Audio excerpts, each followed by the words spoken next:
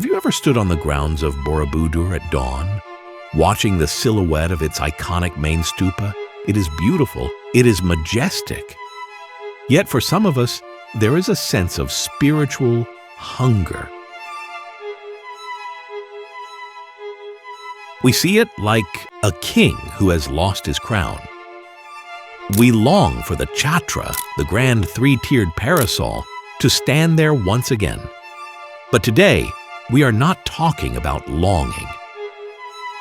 In this episode of Dharma Friday Incognito, we are talking about a hidden nightmare.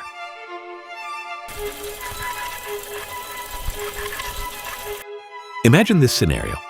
We force the crown back into place. Its gold shines under the sun.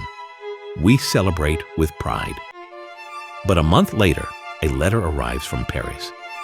Not congratulations, but a death sentence for our pride. Borobudur is crossed out, delisted, removed from the World Heritage Map. Could that really happen?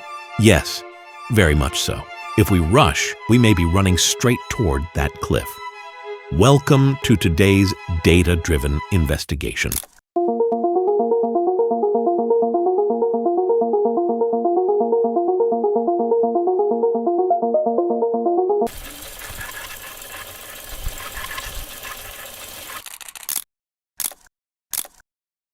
Many people say, UNESCO interferes too much. This is our temple, our land. Wait a moment. Let's set things straight. Borobudur is not just a pile of stones in Magellang. Since 1991, it has held a diplomatic passport called Inscription Number 592. World Heritage status is not a free gift. It is a global agreement. A promise to protect what UNESCO calls Outstanding Universal Value, OUV. The problem is not our noble intention to restore the Chatra. The problem is how we do it and how fast. Predictive AI analysis from the Young Buddhist Association Indonesia raises red flags. We are trying to force a new design onto an old and fragile structure without entering through the front door of UNESCO consultation. What is the risk?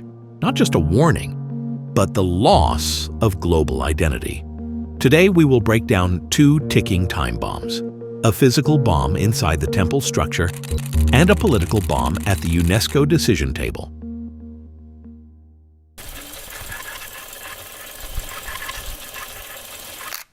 Selama 2 tahun terakhir, pemerintah terus melakukan perbaikan besar. Kementerian Agama saat ini masih terus berupaya untuk memasang Chatra ke stupa induk. Rencana pemasangan Chatra. Let's examine the latest proposal, Chatra Design B. Philosophically, it is beautiful. 3 layers symbolize the Triratna. But now let's talk about science. This design requires a 6-meter-tall structure made of gold-coated bronze.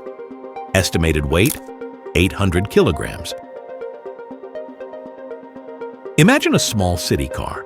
Now lift that car and place it on top of a tower made of stacked stones with no cement that is 1,200 years old. A BRIN technical report from September 2024 already gives a clear warning. First, compressive force. Borobudur uses dry masonry. An 800-kilogram point load on the top will push downward. Because the stupa is curved, the force spreads sideways. The stupa walls may start to bulge outward, like a swollen belly, and then collapse. Second, earthquake resonance. We live on the ring of fire. Placing 800 kilograms on top of a slender structure creates an inverted pendulum. When an earthquake strikes, the Chatra will swing violently, snapping the neck of the main stupa within seconds. And don't forget chemistry. Tropical rain plus bronze above andesite stone is a recipe for disaster. Green copper corrosion, verdigris, will seep into the stone's pores. It cannot be washed away. The damage is permanent.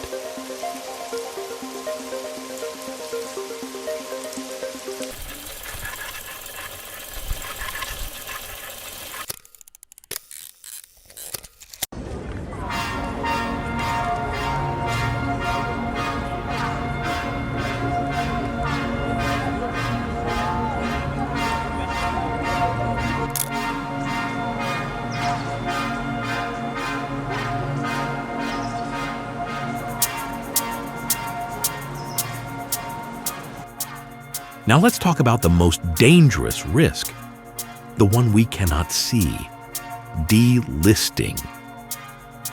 The world once mourned the tragedy of Bagrati Cathedral in Georgia. The government wanted to rebuild the collapsed church so it could be used again. Their intention was good, but they used permanent modern concrete. UNESCO judged this as a loss of authenticity. The result? In 2017, the hammer came down. Bagrati Cathedral was removed from the World Heritage List. Removed, gone. International funding stopped. And worse, national shame on the world stage. They were seen as a nation unable to protect its own history. If we force an 800-kilogram Chatra that requires drilling original stone or pouring concrete, the action becomes irreversible. That is an express ticket to delisting. We must learn from Notre Dame, Paris. Total transparency. UNESCO experts involved from day one, and every intervention must be reversible.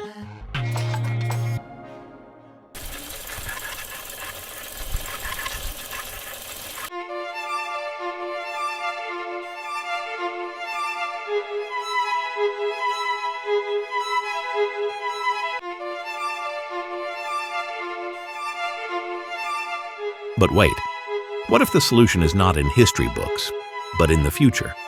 What if we could place a Chatra that weighs 0 kilograms? Imagine this: drone light show technology or holographic laser mapping. Instead of placing 800 kilograms of metal on fragile stone, we use hundreds of precision drones flying in perfect sync above the main stupa. They form a 3-tiered Chatra made of pure golden light. This is a brilliant win-win solution. 0 physical risk, no nails, no load, no contact. The stupa remains 100% safe. Deep philosophy. In Buddhism, the physical world is an illusion.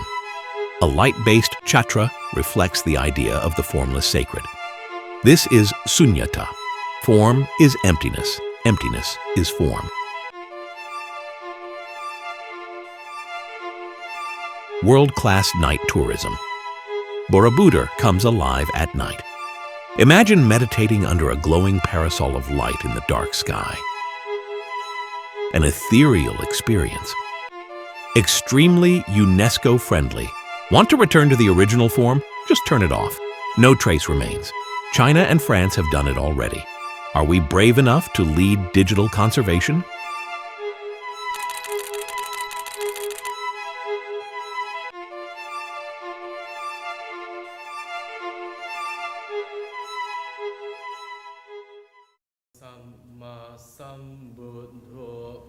Friends of the Dharma, the choice is ours. Do we force a risky physical ego that could damage the temple and erase its World Heritage status?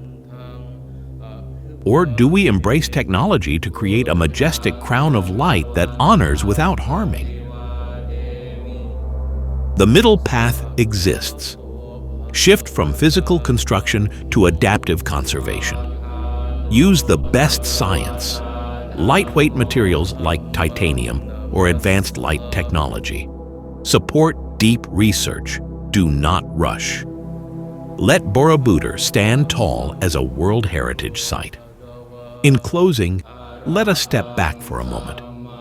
See how small that peak is compared to the vast mandala around it.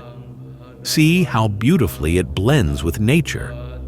Sometimes, to find truth, we must stop looking too closely with obsession and begin looking from afar with wisdom. Let technology honor history without weighing it down. See you in the next episode of Dharma Friday Incognito. Namo Buddhaya.